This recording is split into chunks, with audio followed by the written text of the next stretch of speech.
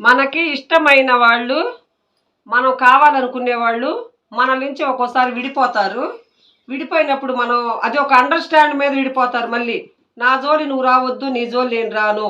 మనం ఇష్టమైతే మనం ఎప్పుడు విడిపోయే ఉందాము. కావాలంటే విడాకులు తీసుకుందాము అని కూడా అనుకోని ఒక అండర్‌స్టాండ్ మీద విడిపోతారు. ఒకళ్ళ మొఖం ఒకళ్ళు చూసుకోకుండా పట్టుదలగా గట్టిగా ఉంటారు. అలాంటి వాళ్ళు ఇష్టం లేదని ఒకళ్ళకొకళ్ళు సంబంధం లేకుండా విడిపోయిన వాళ్ళు, అలాంటి వాళ్ళు కనుక మళ్ళీ వాళ్ళంతట వాళ్ళే ఫోన్ చేసి ఏం చేస్తున్నావని అడిగి ఎంత విడిపోదాం అనుకునే వాళ్ళు కూడా కలిసే పరిహారం ఒకటి ఉందండి. అలాంటి పరిహారం కనుక మీరు చేసుకున్నారంటే మీరు ఏదో ఒక రూపంలో దానికి బలమైన మంత్రం కూడా ఒకటి ఉంది. మనం అనుకోవాల్సిన మంత్రం కూడా ఒకటి ఉంది. ఈ మంత్రంతో కూడిన పరిహారం కనుక మీరు చేశారంటే ఎంత విడిపోయిన వాళ్ళు కూడా ఖచ్చితంగా కలిసి తీరుతారండి. దాంట్లో అనుమానం డౌట్ అంటూ లేదు. దానికి ఒక పరిహారం ఉంది, చెప్పుకుందాము.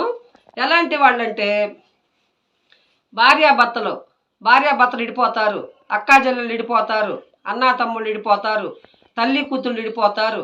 వాళ్ళకేందంటే ఇలాంటి బంధాలు ఏంటంటే ప్రేమలుండ బంధాలు వీళ్ళు కాదనుకున్నా కూడా మనసులో ప్రేమలుండే బంధాలు ఇలాంటి.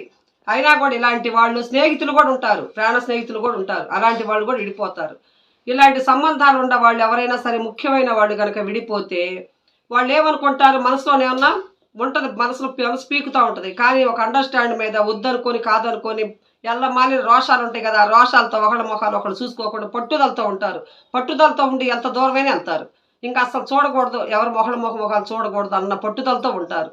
అలాంటి వాళ్ళు కానీ ఎవరైనా సరే ఉంటే కనుక మన స్నేహితుల్లో కానీ మన ఇంట్లో కానీ ఎలాంటి వాళ్ళు ఉన్నా కూడా ఈ పరిహారం ఒక్కడి కనుక చేసుకున్నారంటే మీకు 100% మీకు కరెక్ట్గా పనిచేస్తుందండి. ఈ పరిహారం కనుక చేసుకున్నారంటే ఇది ఒక్కసారి చేసుకొని చూడండి, దీనికి ఏం ఖర్చు అవ్వదు, తేలిగ్గా చేసుకునే పరిహారం అండి ఇది కనుక చేసుకొని చూడండి, మీకు అర్థమైద్ది.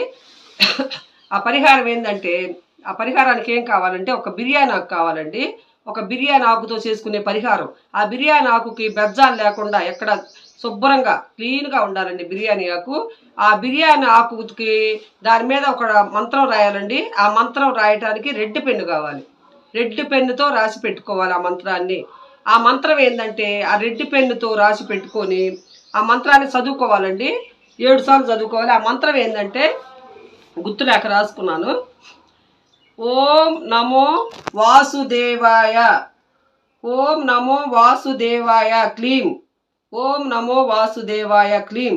పక్కన పేరు వసీయ కురుకురు స్వాహ, వసీయ కురుకురు స్వాహ. ఓం నమో వాసుదేవాయ క్లీం పేరు పక్కన వసీయ కురుకురు స్వాహ అనే మంత్రం అండి. ఆ మంత్రాన్ని 7 సార్లు బిర్యానీ ఆకు మీద రాసుకోవాలి.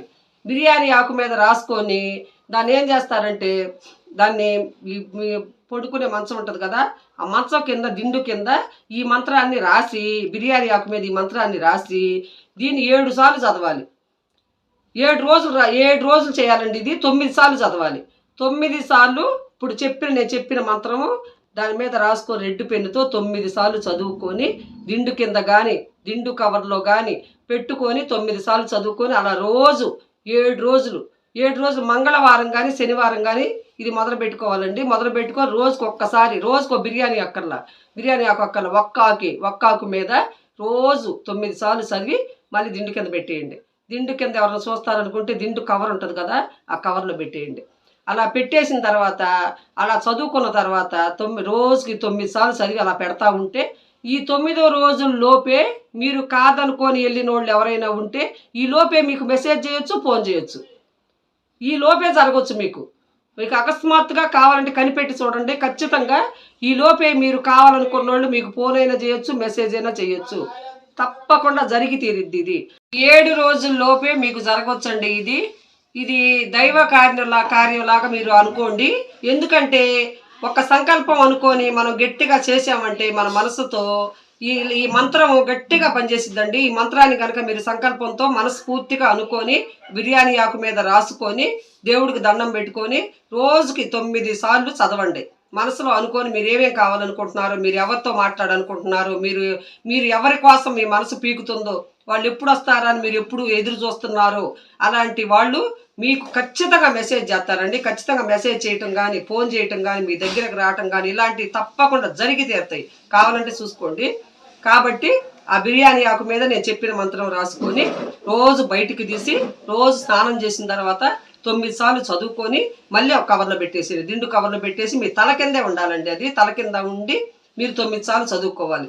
ఏ ఘనకార్యమైనా జరగవచ్చు ఈ 7 రోజుల్లోపు. మీకు అనుకోని రకంగా అమ్మో మేము ఒకటి అనుకుంటే ఖచ్చితంగా జరిగింది, దీంట్లో అంత పవర్ ఉందని మీరే ఆశ్చర్యపోతారు.